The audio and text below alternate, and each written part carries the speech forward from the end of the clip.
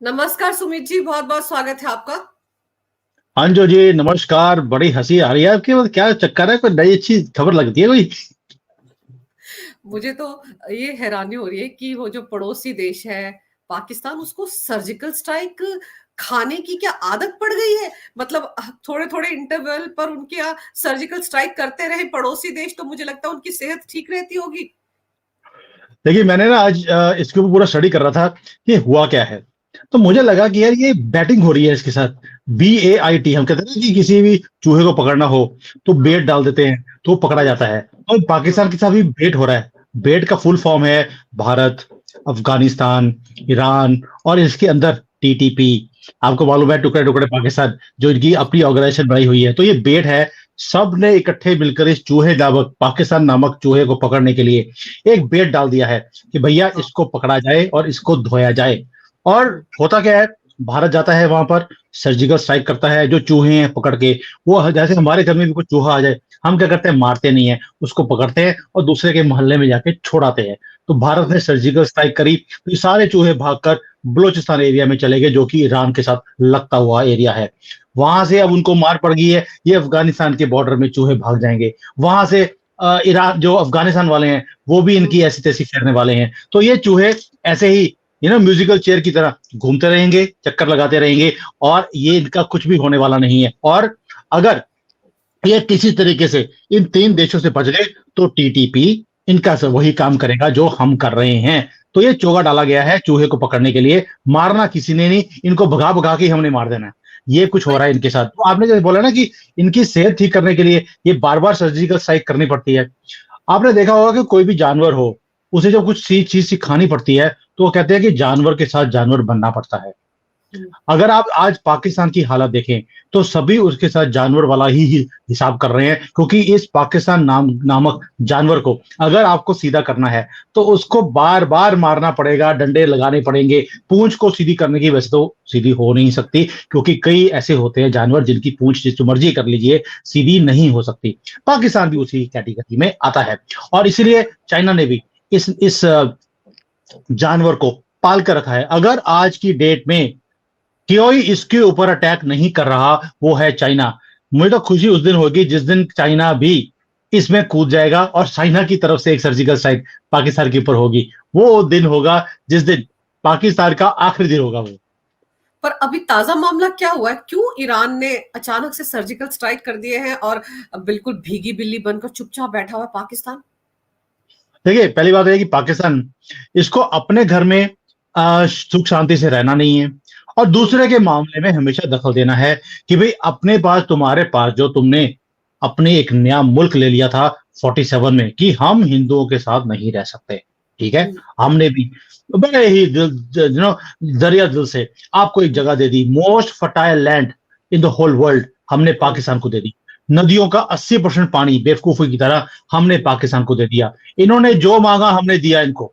उसके हम्म। बाद पैसे मांगे हमने, पैसे भी 70-80 करोड़ रुपए इनको उस टाइम पर वो भी हमने दे दिए कि भैया अपनी कंट्री को चला लो। हमें मालूम था ये मुसलमान कंट्री है, ये कुछ भी चला नहीं सकते, ये लूट मार ही कर सकते हैं।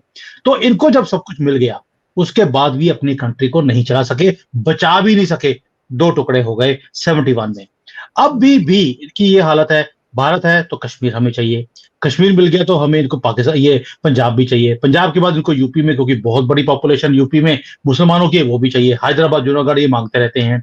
वही हाल इनका अफगानिस्तान के साथ है। जो इनका अफगानिस्तान के साथ एरिया लगता है, पाकिस्तान बोलता है उसके ऊपर हक मेरा है। ईरान के साथ भी जो बॉर्डर लगता है, उसमें ये कई एरियाज है जो चाहते हैं कि वो इंडिपेंडेंट हो जाए, या तो पाकिस्तान के साथ मिल जाए या वो इंडिपेंडेंट कंट्रीज बन जाए। तो ये वहां पर मिलिटेंट्स को भेजता रहता है और ईरान को तंग करता है।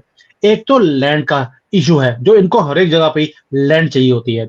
दूसरा इनका इशू है वहां पर कि भाई शिया सुन्नी का भी इशू है।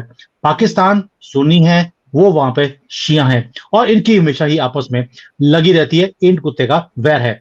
तो ये इसलिए भी वहां पर ईरान में जाकर तंग करते हैं उनको। और थोड़े दिन पहले इन्होंने 10-11 लोग वहां पे मार भी दिए थे, इसलिए उसका रिटेलिएशन है। जैसे भारत में इन्होंने हमारे फौज के लोगों को मारा था, तो हमने भी 2 बार सर्जिकल स्ट्राइक करी। वही काम अब ईरान ने भी कर लिया। मुझे लगता है कि उन्होंने भी हमारे से सीखना शुरू कर दिया है कि पाकिस्तान को अगर सीधा करना है तो तरीका क्या है। जयशंकर जी से उन्होंने यही पूछा होगा कि भैया इसको सीधा करने का आपने फॉर्मूला क्या बनाया है? आपका बॉर्डर बिल्कुल शांत हो गया है भारत के साथ, अब हमने भी शांत करना है। और जयशंकर जी ने बोला होगा एक ही वर्ड, सर्जिकल स्ट्राइक। तो उनको पता लग गया कि फॉर्मूला यही है, उन्होंने भी ठोक दिया। मैं ये नहीं कह रहा कि जयशंकर जी के जाने के बाद ये काम हुआ है। हम जस्ट सेइंग कि हमने से उन्होंने पूछा हमसे कि आपने पाकिस्तान को सीधा कैसे किया है, तो इन्होंने बोल दिया, क्योंकि जयशंकर जी ज्यादा बोलते नहीं है, एक वर्ड में ही पूरी किताब लिख सकते हैं आप। तो इन्होंने बोल दिया सर्जिकल स्ट्राइक, ऐसा हुआ लगता है। तभी हम्म। 24 घंटे भी हुए नहीं, काम हो गया। पर अब एकदम से खामोशी सन्नाटे में है पाकिस्तान, रिटेलिएट भी नहीं कर रहा है। अब तक तो कूद कूद के उसको 2-4 हमले कराने चाहिए थे ईरान पर जाकर, तो खामोशी की वजह क्या है? क्या वो जो मुनीर है इनके चीफ जो है आर्मी के, वो कहीं बिल में घुस गए? नहीं, क्या है कि वो पहले कांग्रेस से पूछेंगे कि भैया प्रूफ तो इकट्ठे कर लो, क्योंकि कांग्रेस वाले उनके लिए प्रूफ इकट्ठे कर रहे होंगे कि क्या सर्जिकल स्ट्राइक हुई भी थी कि नहीं। भाई अपने ऊपर सर्जिकल स्ट्राइक है, उसके ऊपर भी प्रूफ मांगेंगे। हो सकता है कांग्रेस वाले बोल दे उनको कि ये तो पॉलिटिकल स्टंट है, क्योंकि आगे इलेक्शंस आने वाले हैं फरवरी के हाँ। अंदर, तो ये गवर्नमेंट जो है जानबूझकर ये कर रही है। अभी तो इसके ऊपर कोई सर्जिकल स्ट्राइक पाकिस्तान के ऊपर हुई ही नहीं है। या बोल देंगे ये तो हमने खुद ही करवाई है ईरान को बोलकर। तो ये कांग्रेस को पूछ रहे हैं, जैसे ईरान ने जयशंकर जी से पूछा आपने पाकिस्तान को कैसे सीधा रखा हुआ है एक ही लाइन में, तो अब पाकिस्तान वाले कांग्रेस से पूछ रहे हैं कि भाई जब आपके यहां पे कुछ हुआ था तो आपने कैसे कैसे नैरेटिव्स को खड़ा किया था। तो कांग्रेस वाले उनको बता रहे हैं कि हमने बोला था कि भाई ये तो हुआ ही नहीं, ये तो पॉलिटिकल स्टंट है। तो ये सारे अब ये प्रूफ्स की बात करेंगे। शायद हो सकता है पाकिस्तान की आर्मी अभी प्रूफ ढूंढ रही हो कि सर्जिकल स्ट्राइक हमारी कंट्री में हुआ है भी कि नहीं। उसका रीजन है, जैसे हमारी एक बार ब्रह्मोस गलती से टेस्टिंग के दौरान इनकी कंट्री में घुस गई थी। 3 दिन के बाद या 2.5 दिन के बाद उनको पता लगा कि हमारे कंट्री में एक मिसाइल आया है।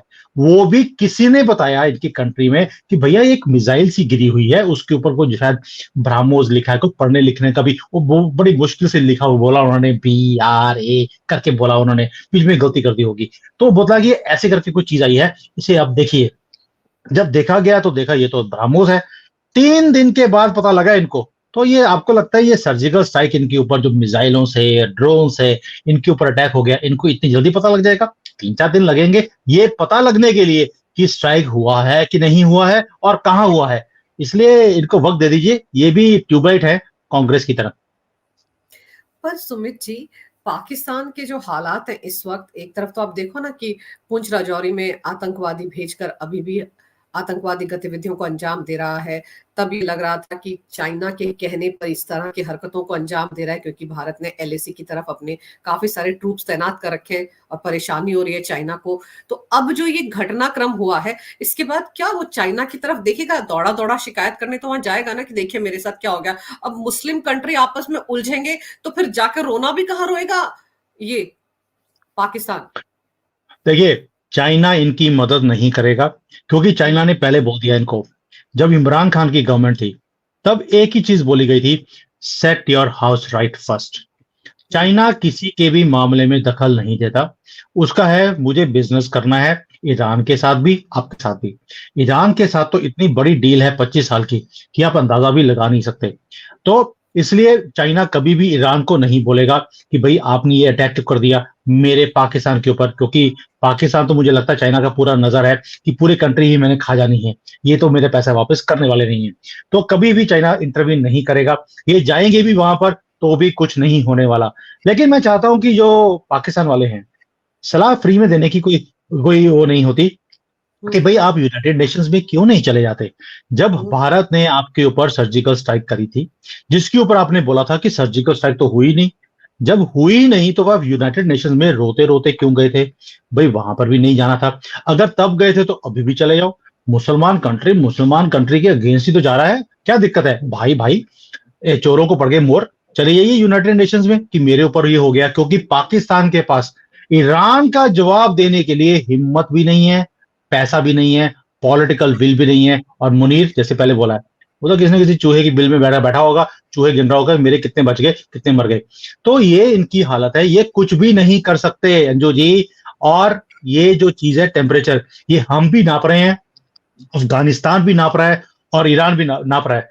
आप सोच के देखिए, जस्ट फॉर हाइपोथेटिकल, अगर ईरान, अफगानिस्तान, भारत और टीटीपी ये 4 ताकतें इकट्ठी हो जाएं, पाकिस्तान कितने घंटे घंटे रह सकता है उसके बाद, आप कभी इमेजिन कर सकती हैं? शायद अब मोदी जी को, जो गवर्नमेंट है, इसे ये काम करना चाहिए। अफगानिस्तान हमारी फेवर में है, ईरान के साथ हमारी दोस्ती शुरू से रही है, आज की नहीं है, और भारत हमेशा ही तैयार है, हमारी आर्मी हमेशा ही ऑलवेज रेडी है। टीटीपी को सिर्फ थोड़े से पैसे चाहिए और कुछ भी नहीं चाहिए। We can provide any amount of money to anybody, it's only a matter of few hours. Pakistan रहेगा नहीं, एक था पाकिस्तान, ये स्टेटमेंट आएगी। तो अब ये मौका है जब वो पॉलिटिकली, इकोनॉमिकली, मिलिटरीली और हिम्मत पॉइंट ऑफ व्यू ऑल्सो वो बिल्कुल टूटे पड़े हैं। कोई भी दोस्त नहीं है, कोई भी सपोर्ट नहीं है, अभी नहीं तो कभी भी नहीं। तो इनका जो दोस्त है टर्की, जहां पर इनका आईएसआई का चीफ, ये आर्मी चीफ वहां जाकर बैठा रहता है, टर्की से तो रोना रोएंगे? टर्की कुछ मदद करेगा इनकी? क्योंकि टर्की तो एक ऐसा एहसान फरामोश देश है कि भारत ने वहां पर जब भूकंप आया था इतनी उनकी मदद की और उसके बाद भी वो पाकिस्तान के साथ खड़ा था। देखिए, भारत को मुझे लगता है कभी अकल आती नहीं है। हमने मालदीव्स की बहुत बड़ी हेल्प करी, हमने पाकिस्तान की भी हेल्प करी, हमने तुर्की की भी करी, लेकिन ये जो सारे लोग हैं, ये एहसान फरामोश, ये कौम ही एहसान फरामोश है। जितनी मर्जी आप इनके लिए कर दीजिए, इनको फर्क नहीं पड़ता। ये आपके ऊपर हंसते हैं कि देखिए बेवकूफ लोग हैं, हमने इनके अगेंस्ट इतना कुछ किया, लेकिन ये अभी भी हमारे पीछे लगे हैं। क्यों? क्योंकि अरसी मुसलमान, नंबर 1 कौम, असीब कौम, इनके दिमाग में ये भरा हुआ है बचपन से। इसके लिए हम कुछ भी करें, ये कभी भी उसको एहसान नहीं मानेंगे। ये बोलते हैं, ये तो आपका हमारा राइट है, हमारे ऊपर आप कर रहे हो कि हम तो अल्लाह को फॉलो करते हैं। तो इसलिए आपको ये काम नहीं करने चाहिए, ठीक है? सनातन हमें डिफ्रेंशिएट नहीं करता हिंदू में और नॉन हिंदू के अंदर। हम अपना सनातन का धर्म पालन कर रहे हैं, वो अपना कर रहे हैं। लेकिन तुर्की, जैसे आपने बोला कि पाकिस्तान की मदद करेगा, तुर्की को अपनी हालत खराब है, उनकी इन्फ्लेशन तो पाकिस्तान से भी ज्यादा है। वो तो आज की डेट में ये हालत है उसकी एक इकोनॉमी की, कि बिकॉज मैंने कई बार ट्रेड किया है तुर्की के लोगों के साथ, और चाइना के अंदर भी तुर्की के काफी लोग हैं जो यहाँ पर बैठे हुए हैं, अपना ट्रेड करने की कोशिश कर रहे हैं। चाइना भी तुर्की को बहुत ज्यादा सपोर्ट करता है, लेकिन उनकी हालत बहुत ज्यादा खराब है। ट्रेड ऑलरेडी चाइना के साथ 10% रह गया है 100 में से। तो दैट शोज कि वो अब पाकिस्तान की साइड लेगा, पॉसिबल नहीं है बिकॉज ऑफ इकोनॉमिक। सेकंड, तुर्की के ईरान के साथ भी रिलेशनशिप बहुत अच्छे हैं, और ये है रिलेशनशिप का वर्ल्ड। ईरान के साथ उसका ट्रेड भी अच्छा है, रिलेशनशिप भी अच्छा है। पाकिस्तान तो किसी गिनती में नहीं है। पाकिस्तान एक भिखारी मुल्क है जो किसी को कुछ भी दे नहीं सकता एक्सेप्ट ट्रबल्स। तो तुर्की भी नहीं चाहेगा कि पाकिस्तान जैसे जानवर के साथ और नजदीकियां बनाई जाएं। उसको एक आर्म्स लेंथ पे रखा हुआ है। और मैं आर्म्स लेंथ क्यों बोल रहा हूं, जब इनका प्रधानमंत्री वहां पर गया था तुर्की में, जब भूकंप आया था वहां पर, इसने 10 बार बोला कि मैं तुम्हें मिलने आना चाहता हूं, तो अर्दोगन ने बोल दिया भैया अभी मत आना, मैं बहुत ज्यादा व्यस्त हूं। ये फिर भी बेशर्मी से, जो इनका शरीफ है, वो वहां पर प्लेन लेकर चला गया। वहां पर जाकर ये जप्पी डालने की कोशिश करी। अर्दोगन ने बोला पीछे हट यार, तेरे से बहुत बदबू आ रही है, और उसने अपने पर्स के ऊपर हाथ रख लिया था कि कहीं मेरा पर्स ना निकाल के ले जाए। और ये वहां से पाकिस्तान से आम लेकर गया था कि भैया मैं आपके लिए आम लेकर आया हूं और भाभी जी के लिए भी लेके आया हूं, आप दोनों 50-50 करके बांट लेना। और जब वो खा रहे थे तो ये वहां पर देख रहा था, और जाने से पहले ये गुठलियां भी वापस ले आया कि आम के आम, गुठलियों के भी दाम। तो ये तो हालत है इनके पाकिस्तान के प्रधानमंत्री की। तो इसके लिए तुर्की इनको हेल्प करेगा? इम्पॉसिबल। पर ये जो कार्यवाहक प्राइम मिनिस्टर है पाकिस्तान का, फिर अभी इलेक्शंस होने वाले हैं और मुनीर रिएक्ट नहीं कर रहा है, क्या वजह हो सकती है? क्या ये माना जाए कि इस वक्त बिल्कुल अलग थलग पड़ गया पाकिस्तान, क्योंकि 3-3 तरफ से मोर्चे उनके खिलाफ खुले हुए, और वो हरगिज नहीं चाह रहा होगा इस वक्त कि ईरान से पंगा ले ले और मारा जाए। देखिए, पंगा तो ये वैसे भी किसी के साथ ले नहीं सकते भाई। घर के अंदर जो टीटीपी है इनकी, जिसका फुल फॉर्म ही टुकड़े टुकड़े पाकिस्तान है, ये तो उनके सामने सरेंडर कर देते हैं। जैसे ही टीटीपी के लोग आए इनकी चौकियों के पास, पुलिस की चौकी हो या आर्मी की चौकी हो, इनके लोग इमीडिएटली अपनी बंदूकें छोड़कर, पैंटें उतारकर उनके सामने खड़े हो गए कि भैया हमें मत करना, हमारे पास जो बंदूकें हैं इसके अंदर गोली ही नहीं है। तो ये तो इनकी आर्मी की हालत है। तो जो टीटीपी को फेस नहीं कर सकता, वो भारत हो, अफगानिस्तान हो और ईरान हो, इनकी आर्मी को कहां फेस करेंगे? और हिम्मत इनके साथ इनके पास कभी थी ही नहीं। जैसे ही ये खतरा देखते हैं ये सरेंडर कर देते हैं। ये कौम ही सरेंडर वाली है। इनके अंदर हिम्मत नाम की चीज नहीं है। तभी ये गुट ये ना एक मॉब में आते हैं, इकट्ठे होकर आते हैं, अकेले नहीं आते। और इकट्ठे होकर आएंगे और अकेले आदमी को ये अटैक करेंगे, लड़कियों को, बच्चों को, उनको अटैक करेंगे। ये इनकी कौम की ही इनकी या तो इनकी परवरिश है या इनको किताब में यही सिखाया जाता है। इसलिए ये ईरान के साथ कोई भी पंगा लेने की ना तो हिम्मत है ना ही इनके पास, जिसको बोलते हैं कि ना पीछे कुछ होना भी चाहिए। अरे भाई बंदूक है, उसके अंदर गोली नहीं है, लड़े तो लड़े कैसे। और पतलून जो थी थोड़ी बहुत ही इनके पास, वो भी 9 मई को लास्ट ईयर हमने देखा है कि इमरान खान ने वो भी लेके चला गया था उसके लोग। तो अब तो पतलून भी रही नहीं, अब उसके बाद क्या बचा। और फिर पाकिस्तान की आर्मी में तो 2 टुकड़े करवा दिए इमरान खान ने। एक धड़ा एक तरफ है, दूसरा धड़ा दूसरी तरफ है। तो अब तो मुझे लगता है इस सर्जिकल स्ट्राइक को लेकर भी यही चल रहा होगा कि नहीं हुई नहीं है, अपने यहाँ से कुछ हो गया। अब तो इस तरह के स्टेटमेंट आएंगे। और फिर आप सोचिए वो टुकड़े टुकड़े गैंग जो भारत में बैठा हुआ है, जो पाकिस्तान के लिए जिनका दिल धड़कता रहता है, उनकी क्या हालत हो रही होगी इस वक्त। मुझे लगता है कि उनको जो है ना आज जो मुरोड़ पड़ते हैं अंदर, तो मुरोड़ पड़ रहे होंगे कि अब हम कहाँ जाएंगे। मेरा उनको सबको सजेशन है, हम जो एनआरआईज हैं हम सक्षम हैं, हम आपकी टिकट बुक कराने के लिए तैयार हैं, 1 वे टिकट। आप सब जो है जहां पर ये सर्जिकल स्ट्राइक्स हुई हैं वहां के लोगों के साथ आपको जाकर खड़े होना चाहिए। जैसे गाजा में इन्होंने बोला था हमास आसिफ गाजा जा रहे हैं, हाँ हमास के हमास साथ खड़े हैं, हम जा रहे हैं। गधों पे जा रहे थे ये लोग कि गधों में बैठ के जाएंगे। तो ये गया कोई भी नहीं, स्टेटमेंट दिया है। लेकिन मैं पूरे एनआरआईज की तरफ से अपनी तरफ से एक ऑफर दे रहा हूं, जिन जिनको बहुत प्यार है पाकिस्तान के साथ, आप प्लीज मुरोड़ अपने खत्म कीजिए, आपकी टिकट हम बुक कर देते हैं। आपको सबको पाकिस्तान जाने का न्योता हम खुद दे रहे हैं, टिकट हम भेजेंगे, 1 वे टिकट। अपने यहां से दफा हो जाओ। पर सुमित जी, बहुत से लोग जो ये सवाल उठाया करते थे कि पीएम मोदी बार बार विदेश यात्रा पर क्यों जाते हैं, क्यों इन देशों से मिलते हैं। आप देखिए पीएम मोदी को पिछले 8-10 सालों में कितने देशों ने अपने यहाँ के सर्वोच्च सम्मान से सम्मानित किया है, जिनमें 7 तो मुस्लिम देश हैं। तो उन्होंने तो रिश्ते बनाए सब देशों के साथ। और पाकिस्तान, जिसके लिए सब कहा करते थे क्या एक्शन भारत लेगा, क्या भारत सीधे सीधे पाकिस्तान पर हमला करेगा, कुछ करने की जरूरत ही नहीं पड़ी। उसको आर्थिक तौर पर, और आप देखिए किस तरह से अलग थलग कर दिया है भारत की डिप्लोमेसी ने, कि आज वो रोता गाता फिर रहा है। आप सोचिए 3-3 जगह से अगर उस पर हमले भी हो रहे हैं, मान लीजिए ईरान कर रहा है, अफगानिस्तान कर रहा है, सभी तो मुसलमान है। मुस्लिम वर्ल्ड में भी उसकी ऐसी तैसी हो चुकी है। अंजू जी, लेकिन मैं आपकी एक स्टेटमेंट से बिल्कुल भी नो एग्री नहीं करता हूं कि भारत को कुछ भी करना नहीं पड़ा और पाकिस्तान को हमने अलग थलग कर दिया। आपको ये भी मालूम नहीं है कि पिछले 10 सालों में मोदी जी ने क्या क्या स्टेप्स लिए हैं जिसके कारण मेरा पाकिस्तान वो की ये मतलब हालत नहीं, हुई। मेरा मतलब है सीधे सीधे कोई हाँ, आर्मी एक्शन नहीं करना पड़ा है। भारत ने स्ट्रेटेजिकली डिप्लोमेसी के तरीके से किस तरह से उसको अलग थलग किया है कि वो खुद समझ ही देखिए, नहीं पाया कि कब वो पूरी अपने मुस्लिम वर्ल्ड में भी अकेला पड़ गया। मैं हम्म ये कहना चाह रही हूँ। देखिए, पहले तो जो जैसे भारत ने जो कुछ स्टेप्स लिए हैं ये भारत के लोगों को भी मालूम होना चाहिए। हम्म, सबसे पहला काम था कि हमने डिमोनेटाइज किया अपनी करेंसी को, जो हम्म, हमारे 500 1000 रुपए के नोट थे। आप देखिए, एक एक डॉट्स होते हैं, जब आप जोड़ेंगे तो आपको पूरी पिक्चर समझ आ जाएगी। 2016 तक पाकिस्तान की इकोनॉमी ठीक चल रही थी, उनके हुक्मरान नाच रहे थे हमारे सर के ऊपर। और जैसे ही हमने डिमोनेटाइजेशन करी है उसके बाद कांग्रेस की भी बैकबोन टूट गई, उग्रवाद की भी टूट गई, पाकिस्तान की भी टूट गई परमानेंटली।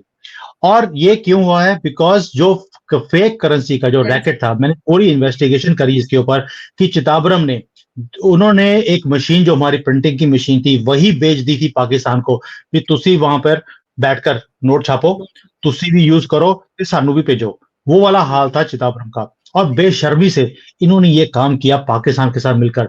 हमारी ही करेंसी पाकिस्तान में प्रिंट होती थी, उग्रवादी वहां पे चलाते थे, खुद भी यूज करते थे और गांधी फैमिली को भी पैसे पहुंचाए जाते थे। जैसे ही हमने ये डिमोनेटाइजेशन किया है, ये सारा इकोसिस्टम इनका टूट गया। सेकंड काम पैरेलली जो भारत की सरकार ने किया कि पूरे दुनिया में हमने एक पॉइंट बैठा दिया कि मिलिटेंसी अगर पूरी दुनिया में है, उसकी एपी सेंटर हमेशा ही पाकिस्तान रहा है। Good terrorism and bad terrorism का जो फॉर्मूला था दुनिया के अंदर, वही हमने खत्म कर दिया। दैट मीन्स हमने इकोनॉमिकली इनको तोड़ दिया, इनको ये मिलिटेंसी वाला पॉइंट लेकर हमने डिप्लोमेटिकली इनको आइसोलेट किया, और जो इनको सपोर्ट मिल रही थी फाइनेंशियली जैसे अमेरिका से, बाकी कंट्री से, वो भी बंद करवाई हम लोगों ने। जब ये सारे काम हो गए उसके बाद दे वर लेफ्ट बोनलेस एंड बैकलेस। इसीलिए आज हम कुछ भी काम करने की कोशिश करते हैं तो पाकिस्तान हमारे रास्ते में खड़ा होने की हिम्मत भी करता नहीं है। और आखिरी जो नेल थी इनके कॉफिन के अंदर, क्योंकि जलाते तो है नहीं, ये दफनाते ही हैं, तो हम भी हर एक के धर्म का पूरा कहते हैं कि वी फॉलो इट, तो हमने भी इनको दफना, हाँ, सम्मान करते हैं, हम भी सम्मान करते हैं, और इसीलिए हमने भी इनको दफनाने के लिए जो आखिरी कील होती है वो हमने करी थ्रू सर्जिकल स्ट्राइक। इन्होंने हमारे साथ पंगा लेने की कोशिश करी कि भारत कभी जवाब देगा ही नहीं, और हमने भी ऐसा जवाब दिया है कि आज तक के उसके बाद मुंह उठाकर भी हमारी तरफ देखना हिम्मत नहीं करते। तो ये कुछ चीजें हैं जिसके कारण आज पाकिस्तान की ये हालत है कि मुस्लिम वर्ल्ड जो है वो भी इनके साथ नहीं है।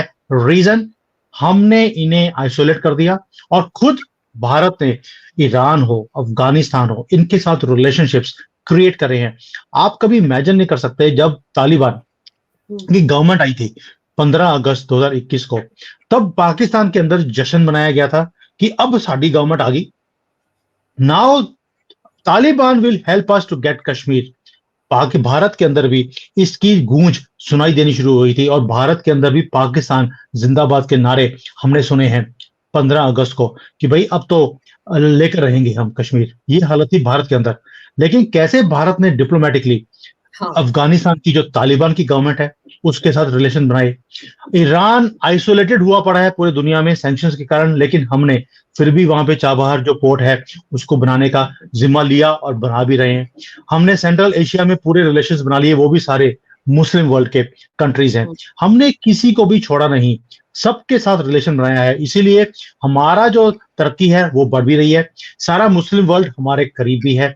वही अगर मिडल ईस्ट कॉरिडोर बन सकता है जो सारा ही मुस्लिम वर्ल्ड से होकर एक यहूदी कंट्री में जाना है, वहां से वो क्रिश्चियन वर्ल्ड में जाएगा जो कि यूरोप है। इससे बड़ी जीत और क्या हो सकती है? ये चीजें पाकिस्तान को कभी समझ नहीं आ सकती।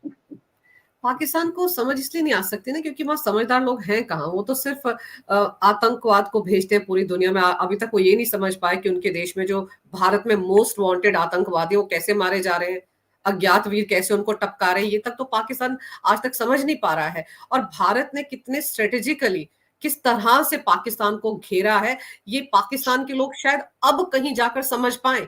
लेकिन सबसे अहम बात यह कि अब अमेरिका क्या करेगा? F-16 दिए तो है पाकिस्तान को, जाकर उड़ाया था ईरान के 2-4 जगह, चला जाता पाकिस्तान, क्यों नहीं गया? मैं तो उनको ये देखना चाहती कि हिम्मत तो दिखाते, जैसे बड़े चिल्ला रहे थे जब भारत ने सर्जिकल स्ट्राइक किया था, तो अब भी जाके कराते कुछ। F-16 किस दिन के लिए रखे उन्होंने? घर में पटाखे चलाने के लिए? देखिए, पहले आपने बोला कि पाकिस्तान को अकल नहीं आ सकती। मैं उसका एक जवाब देता हूं आपको कि पाकिस्तान के कुछ चैनल वाले हैं, उन्होंने मुझे वही बुलाते रहते हैं वो, तो उन्होंने बुलाया था कि हमारी जो इकोनॉमिक हालत है बड़ी खराब है, आप इसमें बताइए कि कौन सी सजेशन है जिसके कारण हमारी जो अर्थव्यवस्था है वो ठीक हो सके। तो मेरा उनको एक ही आंसर था कि आपको सिर्फ एक जैन आदमी चाहिए जो आपकी अर्थव्यवस्था को 6 महीने में ठीक कर सकता है। भारत में जो जैन है पॉपुलेशन वो 0.4% है, लेकिन 27% भारत में इनकम टैक्स जैन भरते हैं। We are always known to be very good in money management and money making. तो आपके कंट्री को ठीक करने के लिए मेरे पास फॉर्मूले हैं। सिर्फ 6 महीने के लिए you make me your finance minister, उसके बाद देखिए आपके यहाँ पर दूध की नहरें बहनी शुरू हो जाएगी। मैं मुंह से निकलने वाला था खून की नहरें, लेकिन वो था दूध की लहरें। तो ये हालत है as far as F-16 is concern. ये जो F-16 इनके कभी भी पाकिस्तान यूज नहीं करेगा ईरान के लिए। रीजन, पहली बात यह है कि ईरान के पास बहुत स्ट्रॉन्ग सिस्टम्स हैं, जैसे उनके पास ड्रोन सिस्टम्स हैं, एयर डिफेंस सिस्टम्स हैं, बहुत स्ट्रांग हैं। वो तो रशिया को सप्लाई कर रहा है यूक्रेन के खिलाफ यूज करने के लिए अपनी टेक्नोलॉजीज को। आफ्टर सैंक्शंस भी ये हालत है। और पाकिस्तान के पास अगर F-16 ले भी जाएगा तो दो चीजें चाहिए होती हैं F-16 को उड़ाने के लिए, एक है तेल और दूसरा है गोले। ना तो गोले हैं ना तेल है। उड़ाएंगे पता लगे कि बीच में उड़ते उड़ते ही बंद हो गया, तेल ही 2 लीटर था, और गोले चलाने लगे तो वो आगे जाने की बजाय पीछे आ गए। तो इनकी कंट्री का कुछ भी हो नहीं सकता, इनको भी मालूम है। इसीलिए आपने कभी देखा कि किसी कंट्री ने दूसरी कंट्री के ऊपर अटैक किया हो और उनकी आर्मी एक प्रेस रिलीज निकाल दे? कभी हाँ, ऐसा सुना है नहीं। आपने? पूरे दुनिया में कभी भी आपको आर्मी की प्रेस रिलीज नहीं आती दिखेगी जब उसकी कंट्री के ऊपर अटैक किया गया हो दूसरे कंट्री की तरफ से। ये पाकिस्तान की औकात है। और अमेरिका क्या करेगा? अमेरिका कुछ भी नहीं करेगा। Why? They want to just sit and enjoy the game, क्योंकि पूरा मिडल ईस्ट एरिया अभी हॉट है। हुँ, पहले आपने देखा यूक्रेन इन्होंने हॉट किया रशिया के साथ, वहां से थोड़ी सी ठंडी हुई तो इन्होंने गर्मी शुरू कर दी इसराइल और पैलेस्टीन के हमास। लोगों के साथ। अब हुँ, वहां पर ठंडा हुआ है तो अब इन्होंने ये वाला एरिया, जैसे यमन के अंदर जो सारे हूतीज हैं, उन्होंने सारा एरिया को हॉट किया हुआ है। वहां पर थोड़ा सा ठंडी हो रही है तो अब इन्होंने ईरान को एक्टिवेट कर दिया। ये ये ना गेम गेम है, ऐसे ही चलती रहेगी। अमेरिका को सिर्फ अपने हथियार बेचने हैं। बिल्कुल। जितना एरिया हॉट रहेगा हुँ, उतना उसके आर्म्स बिकेंगे। अमेरिका ने पहले गलती ये करी है कि हर एक वर्ल्ड के हर एक मुद्दे में जाकर खुद इसने इंटरवीन किया। अभी इन्होंने डायरेक्टली इंटरवीन करना बंद कर दिया। सिर्फ अपने हथियार बेचते हैं या भेजते हैं और अपनी दुकान चलाते हैं। यही काम अब दोबारा से वो ईरान के थ्रू अपनी दुकान को चलाएगा, अदरवाइज कोई भी इंटरवेंशन नहीं होगी। अमेरिका के तो ईरान के साथ भी रिश्ते बहुत अच्छे हैं ना? अमेरिका के ईरान के साथ तो ऐसे है जैसे कि बिल्ली और कुत्ते का वैर होता है, वो वाला हुँ, हाल है ईरान के साथ। और ये कभी भी ठंडा हुँ, नहीं हो सकता, ये ऐसा ही रहेगा। इसलिए ईरान जो आज कर रहा है, it is in the favour of America कि हुँ, उन्होंने ये काम कर दिया। अब अमेरिका को फायदा होगा इस हरकत से। तो सेकेंडली, ईरान ने सिर्फ पाकिस्तान के ऊपर अटैक नहीं किया। ईरान ने इवन इराक है, सीरिया है, वहां पर भी अड्डे जो है उनके ऊपर अटैक किया है कि ये बोलकर कि वहां पर मोसाद के हेडक्वार्टर्स है, जो इजराइल की मोसाद है, हमने उनके ऊपर भी अटैक किया है। दैट मीन्स ये एस्केलेट होने की पोजीशन में है। अगर इजराइल ने रिटेलिएट किया, वो रिटेलिएट बहुत बुरी तरह से करेगा और उसका जवाब फिर ईरान नहीं दे पाएगा। इसलिए अमेरिका आराम से पीछे बैठकर, हो सकता है इजराइल को कुछ ऐसे हथियार दे दे which can help them to attack Iran, but हुँ। फायदा एक ही आदमी को है, वो है अमेरिका। और कम से कम इतना तो होगा कि अगर अब पाकिस्तान ईरान के साथ उलझा हुआ है, उसको लेकर अब प्रेस रिलीज जारी कर रहा है, आर्मी को कोई और काम तो है नहीं, जाकर जहाज तो उड़ा नहीं रहा है, कोई अटैक की स्ट्रेटेजी भी नहीं बना रहे क्योंकि पंगा नहीं लेना है, तो बैठकर मुझे लगता है प्रेस विज्ञप्तियां तैयार कर रहा होगा। तो ऐसे में कम से कम भारत के साथ जो बॉर्डर लगता है पाकिस्तान का, वहां पे घुसपैठ के तो कुछ कमी आएगी या नहीं, ध्यान उधर डाइवर्ट हो जाएगा? देखिए, मैं पहले बोला आपको, कुछ पूंछें होती हैं जो कभी भी सीधी नहीं हो सकती। हम्म, इनका जो एक ऑब्सेशन है भारत के साथ कि हमने भारत को तंग करना है, वो कभी भी जा नहीं सकता। मैं अपने वीडियोस में कई बार बोल चुका हूं कि जो हमारे मई 2024 में जो हमारे इलेक्शंस हैं, ये इतने इंपॉर्टेंट हैं पूरी दुनिया के लिए, भारत के लिए, even for Pakistan and China. ये कभी भी नहीं चाहेंगे कि भाई, जैसे हम लोग बात कर रहे हैं कि मोदी जी अगर 500 प्लस ले आए तो ये गेम चेंजर होगा, तो एक चाइना नहीं चाहेगा कि मोदी जी बहुत ज्यादा स्ट्रॉन्ग गवर्नमेंट लेकर आ जाएं कि ऑपोजिशन नॉन एग्जिस्टेंट हो जाए और मोदी को तंग करने वाला को हो ही नहीं। हम्म, इनको भी मालूम है कि मोदी को रोकना इम्पॉसिबल है। कोई ना कोई गंदी हरकत ही करेंगे जिसके कारण हम लोग मोदी को रोक सकते हैं। जो जो अभी दिलों में बैठ गए हैं मोदी जी। एवरीबडी वांट्स कि भाई आएगा तो मोदी ही। प्रेस ने भी बोलना शुरू कर दिया, जर्नलिस्ट ने बोलना शुरू कर दिया, जो एंटी मोदी चैनल्स हैं उन्होंने भी बोलना शुरू कर दिया है। तो चाइना चाहेगा कि कोई ना कोई हरकत की जाए, पाकिस्तान को यूज किया जाए, और यूज करने का तरीका एक ही है, मिलिटेंट्स को भेजिए और पीठ ऊपर वार किया जाए भारत के ऊपर, ताकि यहाँ पर जो कंपनीज बाहर से आ रही हैं वो रुके, इन्वेस्टमेंट्स आनी बंद हो, और इलेक्शन से थोड़ी देर पहले कुछ इतना गंद डाला जाए कि लोगों के दिमाग में आए कि मोदी का हटना जरूरी है। And that is what China wants, और पाकिस्तान को वो करना पड़ेगा। लेकिन जो यहाँ पर बैठकर छाती पीटते हैं ओवैसी टाइप लोग, जो कहते हैं हम तो जा सकते थे, हम गए नहीं, वो क्या करेंगे अब? महबूबा मुफ्ती जो हर दूसरे दिन राग अलापती है, पाकिस्तान के साथ बातचीत करनी चाहिए।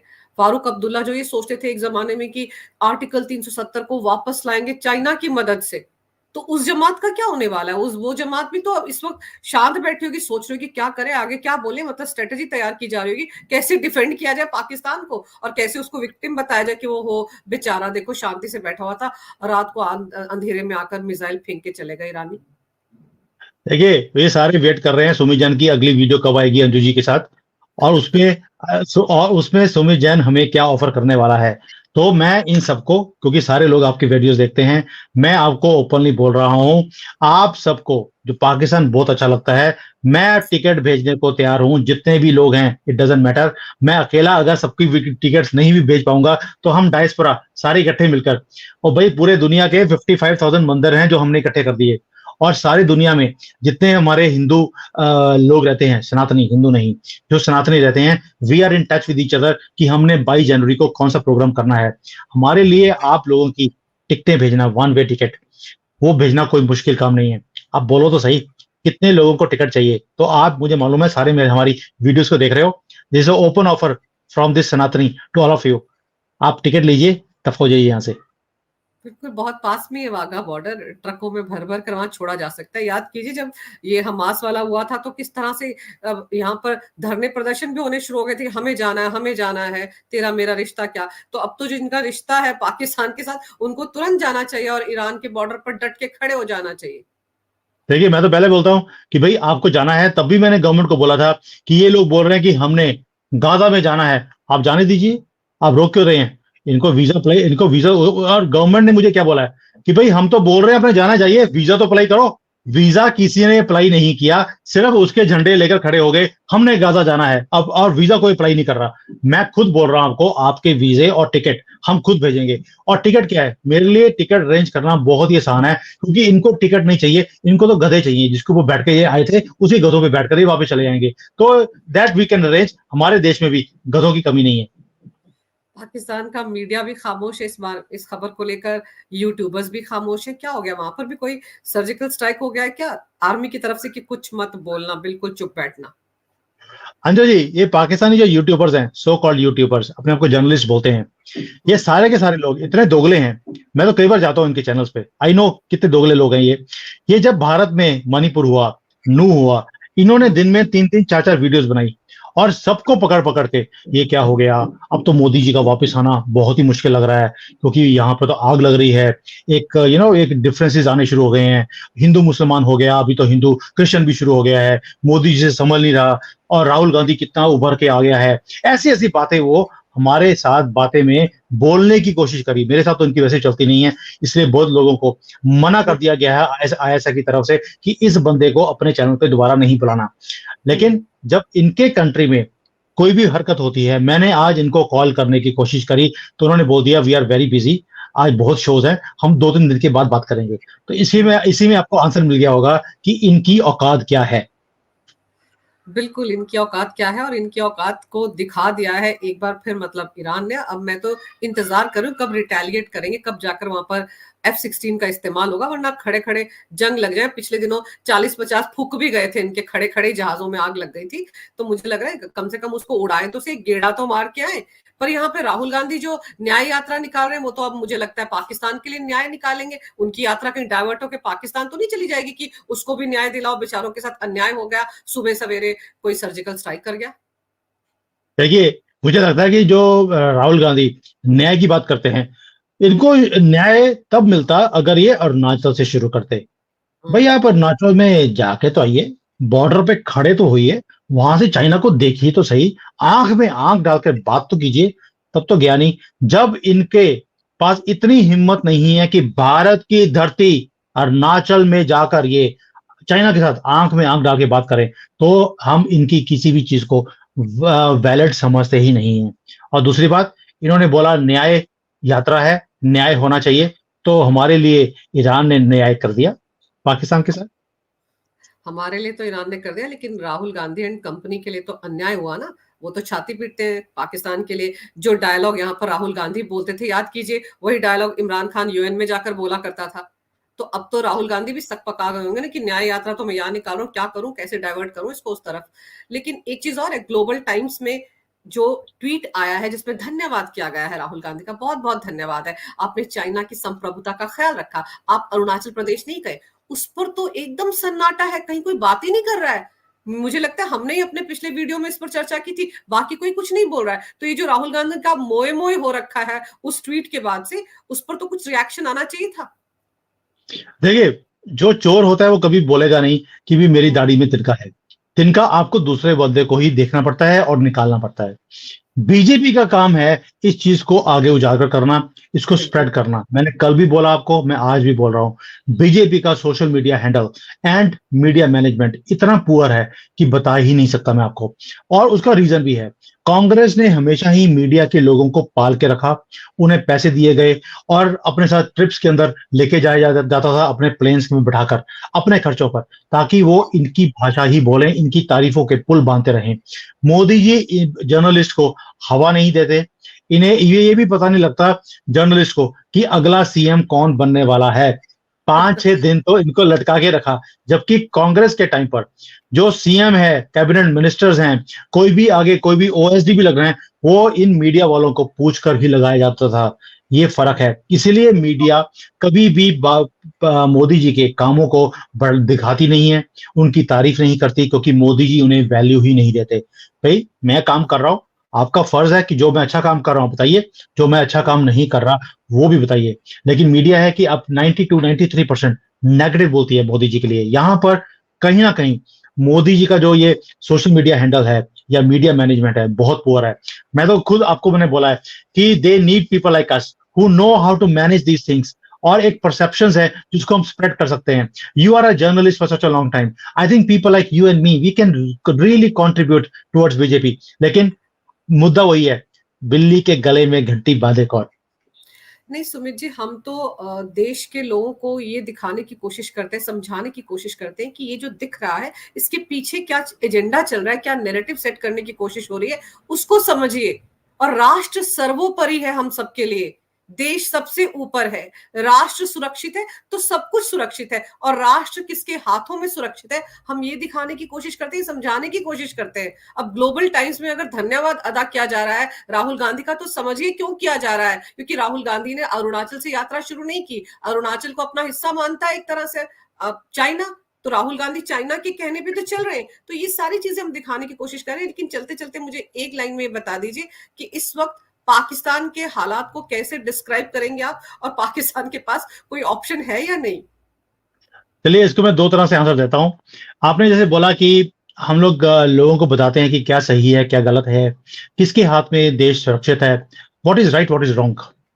पाकिस्तान के अंदर एक न्यूज में 3-4 दिन के लिए बहुत ज्यादा मैं वायरल रहा वहां पर, क्योंकि मैंने एक बार स्टेटमेंट दे दिया था कि पाकिस्तान में जो इमरान खान है वो हमारा आदमी है, और हमने उसे 100 करोड़ रुपए दिए भारतीयों ने सबने मिलकर उसके एक कार्य करने के लिए। काम ये था कि पाकिस्तान की आर्मी को बिल्कुल बेनकाब करना है। उसने हमारा काम बहुत ही एक बेहतरीन तरीके से किया है, and I was viral in all the newspapers and TV channels.